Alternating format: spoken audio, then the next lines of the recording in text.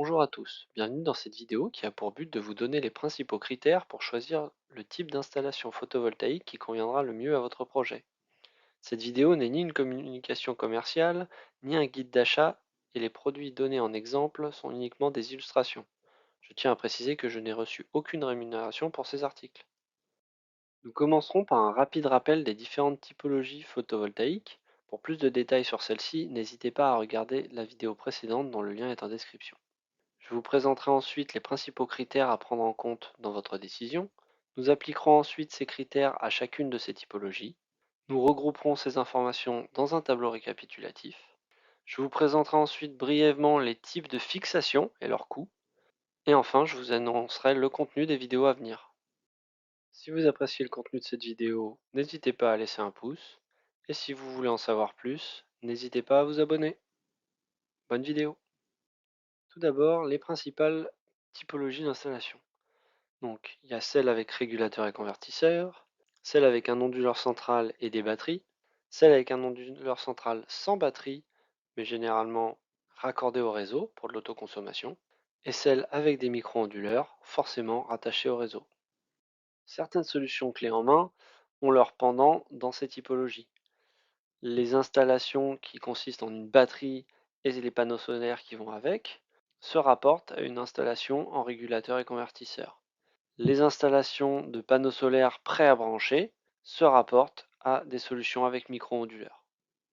Les critères de choix. Tout d'abord, autonomie ou autoconsommation. Ça peut être un choix ou une contrainte. Si on est dans un habitat isolé, qu'il n'y a pas de réseau électrique à proximité, on sera forcé de se tourner vers de l'autonomie. Si on est dans un habitat mobile, de la même façon, l'autonomie sera la meilleure des solutions. Pour le stockage des énergies électriques, il n'existe pas que les batteries.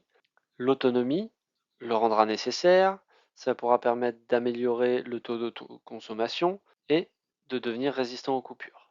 L'envie de faire soi-même. Certains voudront une solution clé en main, d'autres voudront l'installation par un professionnel et d'autres préféreront une solution personnalisée, conçue par eux, installée par eux. Les capacités et connaissances. Il ne faut pas oublier qu'un panneau, c'est lourd, c'est encombrant. Monter sur un toit, c'est dangereux et ça peut faire peur. L'électricité, c'est quelque chose de dangereux et il faut que l'installation réponde à des normes pour que tout le monde soit en sécurité. Son espace, son lieu de vie, une installation photovoltaïque prend de la place. Qu'elle soit posée au sol ou en toiture, il faudra avoir l'espace nécessaire. Et le budget du photovoltaïque, il y en a à tous les prix. Il faudra d'abord avoir un budget, savoir ce que l'on veut faire et trouver le meilleur compromis. Maintenant que les critères ont été définis, nous pouvons voir lesquels sont décisifs pour chaque typologie d'installation. Si on part d'une installation à régulateur et convertisseur, ou d'une batterie tout en un avec son panneau solaire, alors autonomie ou autoconsommation. Plutôt autonomie. Il n'y a pas de découplage prévu dans ces équipements, donc si on veut faire de l'autoconsommation, ça sera alternativement l'un ou l'autre. La batterie, oui, il faut une batterie pour ce système. C'est adapté à de petites batteries comme à de grosses batteries. Faire soi-même, au choix. Il existe en pièces détachées, en kit ou en clé en main. Capacité et connaissances. Donc, en fonction du type choisi, un kit clé en main ou des pièces détachées, le niveau sera faible à moyen et ça dépendra principalement de la volonté et du budget. L'espace, ça peut prendre un grand espace si on veut une grosse autonomie, mais globalement, c'est plutôt pour des petites installations, donc je dirais faible. Le budget, on va être plutôt sur des petites installations de 200 à 400 euros, mais typiquement, si on regarde chez EcoFlow, on peut avoir des très grosses batteries avec leurs panneaux solaires, donc on peut monter à 2000, 3000 euros facilement. Les régulateurs et convertisseurs, donc là je vous présente rapidement une possibilité. C'est pas un guide d'achat, c'est juste un exemple. Donc on pourrait avoir un panneau, le régulateur de charge, l'onduleur pour 75 euros. Attention, celui-là est un onduleur quasi sinus, donc qui ne conviendra pas à tous les équipements. Ça conviendra à des lampes, mais pas à des chargeurs, des ordinateurs, rien d'électronique. Et ensuite, une batterie, on pourrait prendre une petite batterie comme celle-ci. Donc on aurait pour 160 euros, on aura un petit équipement solaire pour allumer des lampes dans un van. Donc là, une solution clé en main, 2 petites tailles. J'ai préféré choisir une petite, mais encore une fois, c'est qu'un exemple. J'ai pris EcoFlow parce que je connaissais leur site, mais il y en a Anker qui fait des produits et d'autres. Et enfin, si on veut monter sur quelque chose d'un peu plus gros, pour le même prix que la batterie, tout en un, on peut soi-même monter quelque chose à partir d'un kit avec des panneaux solaires et une batterie et un onduleur qui lui est pur sinus, donc qui n'est pas au même prix. Alors avec un onduleur central et des batteries, autonomie ou autoconsommation, on peut faire les deux. On peut faire de l'autonomie et une autoconsommation résistante aux coupures. La batterie, oui. Les onduleurs centraux sont capables de gérer des batteries de capacité importante. Ils sont aussi capables, en fonction du type, tous ne sont pas capables de faire de l'autoconsommation, de tout gérer. Faire soi-même, c'est plutôt conseillé pour des pros ou des experts, car l'installation d'un onduleur central nécessite des forts courants continus et donc une installation vraiment très fine comparée à une installation avec des micro-onduleurs, comme on le verra plus tard. Donc de même, les capacités et connaissances nécessaires sont fortes, principalement dues au fort courant continu, mais aussi aux batteries.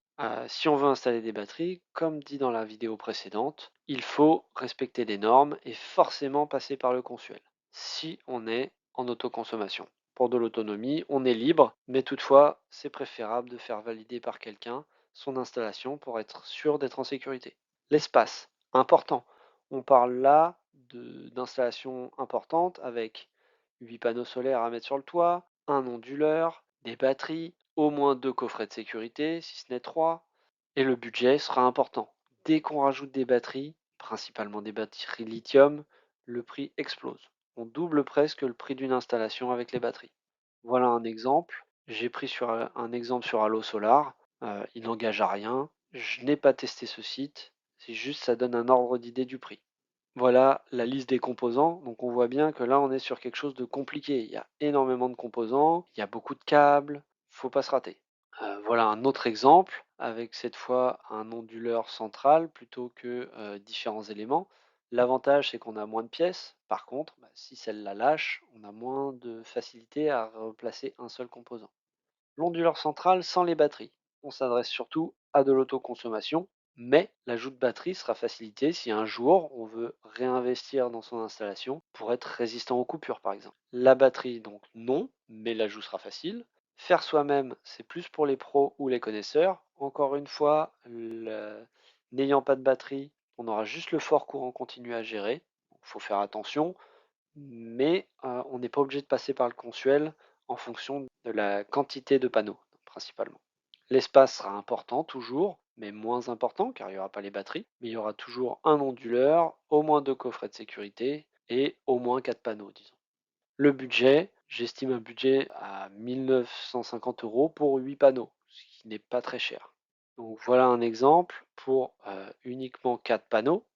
Les composants, on voit là que dans ce prix-là, il n'y a pas les câbles. Il faut savoir que dès qu'on fait de l'onduleur central, on a des forts courants continus qui nécessitent des grosses sections de câbles, un peu plus compliquées à manipuler, mais surtout plus chères. Là, pareil, pour 8 panneaux, donc là c'est ce que j'ai mis dans l'exemple plus haut. Donc ensuite, les micro-onduleurs. Personnellement, moi, c'est ce que j'ai choisi, pour différentes raisons, parce que ça correspondait bien à mon installation. Là, on va avoir différents types d'installations. Il y a les installations fixes, comme celles que moi j'ai réalisées moi-même, ou alors les installations très simples, mobiles, qui peuvent même être faites par un locataire, avec les kits clés en main, où on installe son panneau, on le branche. Moi, je vous déconseille de le faire directement comme ça. Il y a quand même une déclaration Enedis à faire avant. Mais eux vous le vendent comme on le sort du carton, on le branche. Autonomie ou autoconsommation. Comme je l'ai dit plein de fois avant, les micro-onduleurs, c'est principalement pour l'autoconsommation. C'est possible de les utiliser en autonomie, mais il faudra faire des choses très compliquées où en fait on aura un autre onduleur avec des batteries qui produira un peu de courant pour que les micro-onduleurs croient qu'ils ont du réseau et qu'ils produisent. Ou alors, il va falloir avoir des micro-onduleurs spéciaux. Il y a une gamme chez Enphase permet l'autonomie avec des micro-onduleurs et la gestion anti-coupure, mais c'est tout nouveau. Et encore une fois, pour ajouter les batteries, il faudra un autre onduleur à part. Faire soi-même, donc c'est au choix, pareil. Pièces détachées, kit, clé en main. Donc, comme je montrais sur la page d'avant, on peut acheter un panneau tout prêt, prêt à brancher. La capacité et connaissance, donc on va de très faible pour les kits clés en main, moyen parce qu'on n'a pas de fort courant continu. Le courant continu est uniquement entre le panneau et le micro-onduleur. Après, on a du courant alternatif qui est plus habituel à manipuler pour un bon bricoleur. L'espace, plus faible, voire moyen. Donc faible si on a uniquement un panneau, et moyen parce que le micro-onduleur étant collé derrière le panneau, au final, il n'y a que l'espace du panneau qui est pris. Et le budget, donc on va de kit clé en main dans les 530 € pour un panneau à un kit en autoconsommation à monter soi-même sur son toit avec 6 panneaux pour 2 400 €. Et l'avantage, c'est que c'est très progressif. On peut prendre un panneau avec un micro-onduleur, puis rajouter un autre panneau avec un autre micro-onduleur. Jusqu'à 8 panneaux, ça reste assez simple. Voici des exemples de kits clés en main trouvés sur mon kit solaire. Donc là, on voit que le kit du milieu est très intéressant avec la promotion. Pour 400 €, un panneau. Si on en achète deux, on est mieux que le kit qui est à côté. Pour deux panneaux, on est pour moins cher, on a la même chose. Et en plus, on peut les placer à deux endroits différents. Dans l'exemple précédent, on avait un kit clé en main. Là, cet exemple sur Allo Solar, c'est un kit à monter soi-même. On va voir qu'on s'en tire pour moins cher. Toutefois, il n'inclut pas les fixations qui ne sont pas données. Donc là, on voit tous les composants. Le prix, 655 €, contre tout à l'heure, on pouvait s'en tirer grâce à une promotion à 800 €. Alors qu'ici, on a tout le nécessaire, câble compris, un coffret de sécurité qui, personnellement, moi, ça me donne plus confiance que quelque chose de clé en main. Une passerelle qui permet de faire de la supervision, du suivi de production. Tout ça pour 655 € sans les fixations. Donc c'est très bien si on fait les fixations soi-même. On verra que si on achète les fixations, au final, on s'en tirera pour le même prix, voire un peu plus cher. Donc là, c'est un kit équivalent, mais avec une autre technologie. Donc le premier, c'était APS. Là, c'est en phase. C'est les deux grandes marques que moi, j'ai constatées quand j'ai fait mes recherches. Et donc là, on va s'en tirer pour plus cher si on prend la plateforme de supervision.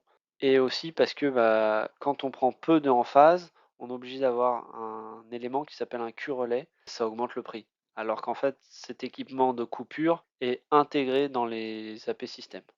Voici un exemple de kit qu'on peut trouver sur mon kit solaire. Donc cette fois, on a 6 panneaux de 415 watts et donc sans fixation, on s'en tire pour 2 320 €.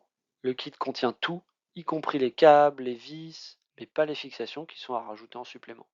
Et enfin, on a le kit clé en main. Donc ça revient beaucoup plus cher, mais c'est d'une simplicité incroyable. Tout est intégré. On peut le transporter facilement. Il y en a d'autres, des équivalents comme Anker qui proposent le même type de solution, de qualité, simple à installer pour tout le monde. Donc le tableau récapitulatif, on voit que chaque type d'installation a vraiment son public. Si on veut faire de la mobilité, on va plutôt se tourner vers le régulateur. Si on veut faire de l'autonomie, plutôt vers un onduleur central et des batteries.